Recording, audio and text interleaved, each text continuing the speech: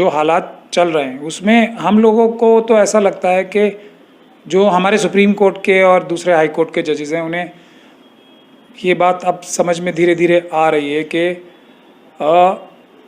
जो police agencies हैं, investigating agencies हैं, दूसरे सरकारी अधिकारी हैं, वो एकदम भारतीय जनता पार्टी और आरएसएस की सरकारों से और इनके जो नेता हैं उनसे इतने ज़्यादा डरे हुए हैं, खौफजदा हैं, या उनके इतने दबाव में हैं, या लालच की वजह से एकदम केज्ड पैरेट जो सीबीआई को बोला था सुप्रीम कोर्ट ने, उस तरह से बिहेव कर रहे हैं। और जो भी जायज़ नाजायज़, कानूनी गैर कानूनी आदेश उनको उनके राजनीतिक आकाओं से मिलते हैं, वो उसको करने के लिए एकदम टूट पड़ते हैं।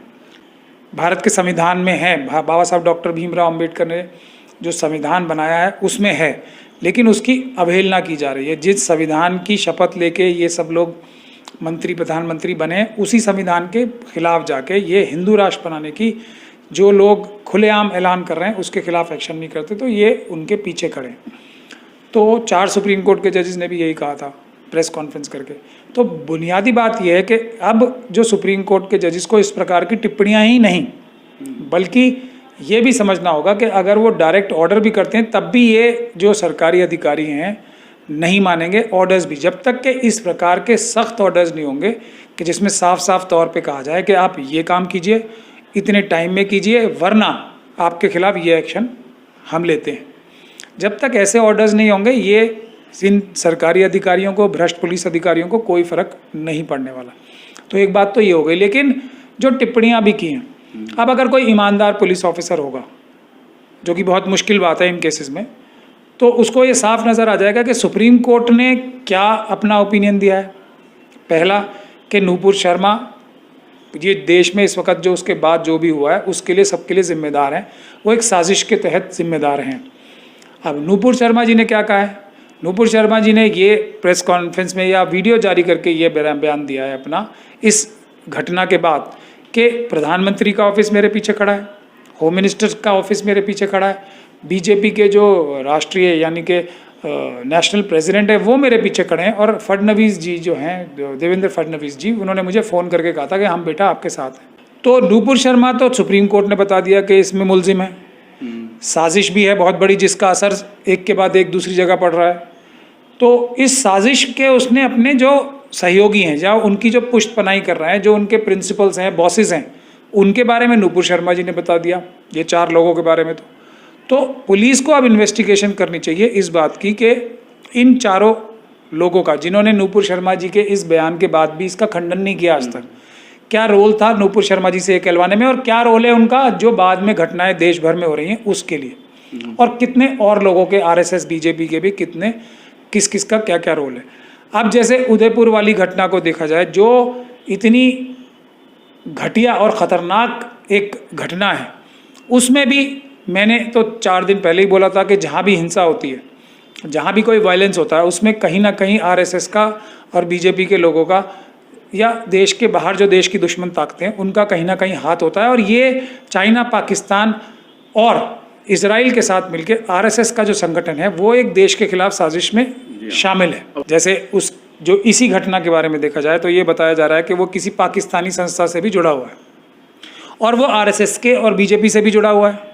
तो इन्वेस्टिगेशन एकदम साफ तौर पे खुले मन से इस बात की होनी चाहिए कि उसके आरएसएस से क्या ताल्लुक़ हैं, उसके बीजेपी से क्या ताल्लुक़ हैं, उसके पाकिस्तानी उस एजेंसी से क्या ताल्लुक़ हैं, और इन पाकिस्तानी एजेंसी और आरएसएस के आपस में क्या संबंध है। क्योंकि दोनों ही एक व्यक्ति ऐसे के एक व्यक्ति जिन्होंने ऐसा गंदा घिनौना काम किया है, भारत का कानून तोड़ के गलत काम किया है, हिंसा की है, हम सब लोगों की जो इतनी मेहनत है, जो हम न्यायपूर्ण और शांतिपूर्ण ढंग से कार्य कर रहे हैं, जिसमें हम लोग सबको रिलीफ भी मिल रहे हैं, तो उसको ख़राब करने के लिए एक ये जो 2 व्यक्ति हैं उनके संबंध आरएसएस से भी हैं और उनके संबंध पाकिस्तानी एजेंसी। तो इससे बड़ा सबूत क्या हो सकता है? हमारी जो बातें हैं कि आरएसएस पाकिस्तान के जो एस्टैब्लिशमेंट्स हैं, चाइना की जो एस्टैब्लिशमेंट है और जो इजराइल की एस्टैब्लिशमेंट है, इनके आपस में तार जुड़े हुए हैं। Schedule caste, schedule tribe, OBC, Muslim, Sikh, Christian, बौद्ध और महिलाएं, ये कभी भी हिंसा में शामिल नहीं हो सकते। अगर इनमें से भी कोई हिंसा में शामिल है तो समझ लेना चाहिए कि ये डायरेक्टली या इनडायरेक्टली या तो आरएसएस द्वारा बहकाया गया है या फिर आरएसएस का ही ये एक एजेंट है या उनका मेंबर है। ये बात साफ तौर पे समझ लेनी चाहिए।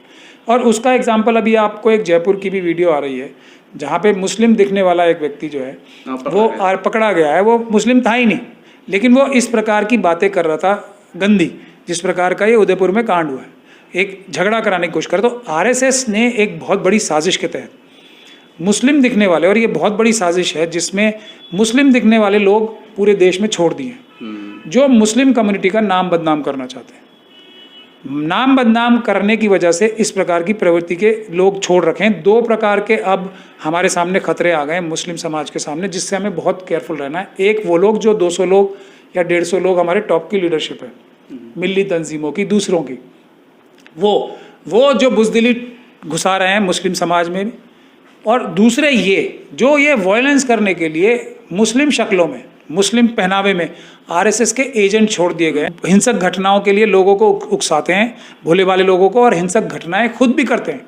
तो ये दोनों ही लोग, ऊपर वाले भी और ये वाले लोग भी, ये सब आरएसएस के लोग हैं।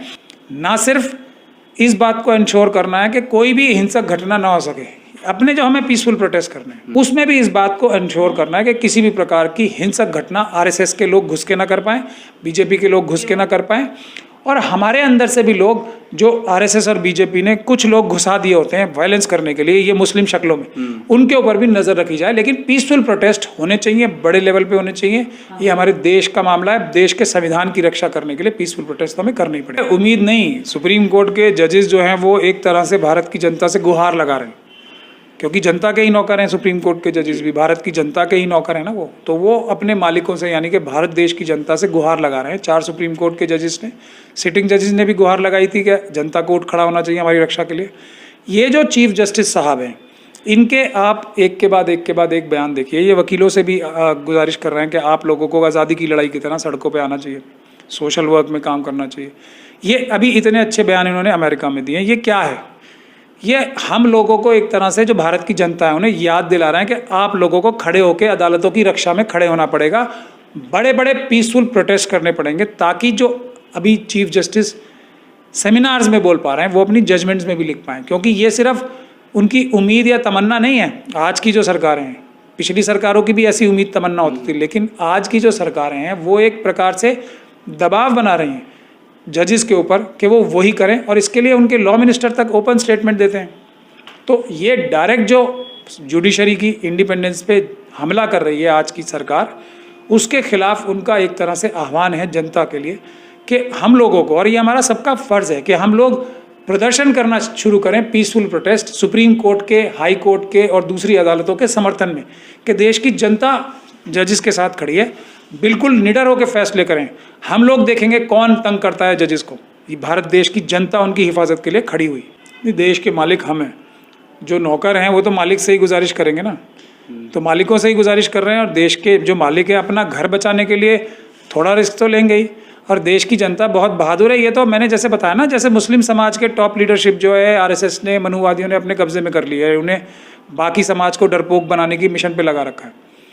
और लेकिन उसी प्रकार से SC ST OBC की भी जो, और दूसरी माइनॉरिटीज़ की जो लीडरशिप है, वो भी टॉप लीडरशिप आरएसएस और बीजेपी ने अपने कब्जे में कर रखी, और उनकी भी जनता को वो कमज़ोर बनाने के लिए, डरपोक बनाने के लिए इनसे साजिशें करवाते हैं। तो लेकिन जनता तो बहादुर है, जनता नहीं डर रही किसी से भी। तो जनता जो है अपने देश को बचाने के लिए उठ खड़ी हो। यही डायरेक्टली इनडायरेक्टली जो भी बहादुर किसी भी फील्ड का व्यक्ति होगा, चाहे आप देख रहे हैं रिजर्व बैंक के जो गवर्नर्स भी हैं, जो रिटायर्ड गवर्नर्स हैं, वो भी इसी प्रकार का आह्वान कर रहे हैं। जो बड़े बड़े हमारे देश के एक्स ब्यूरोक्रेट्स हैं, नेवी, आर्मी और के चीफ हैं जो रिटायर्ड हैं, वो भी इस प्रकार की बात कर रहे हैं जनता को उठ खड़े होने की। तो जनता बहादुर है, लेकिन उनको डायरेक्शन देने वाला कोई लीडर या क़यादत नहीं मिल रही है। जनता पीसफुल प्रोटेस्ट करेगी, जनता जो है अपने नाम रजिस्टर कराएगी कि हम लोग गिरफ्तारी देना चाहते हैं इन जुल्म और सितम के खिलाफ, देश का संविधान बचाने के लिए, देश को मजबूत करने के लिए, देश बचाने के लिए।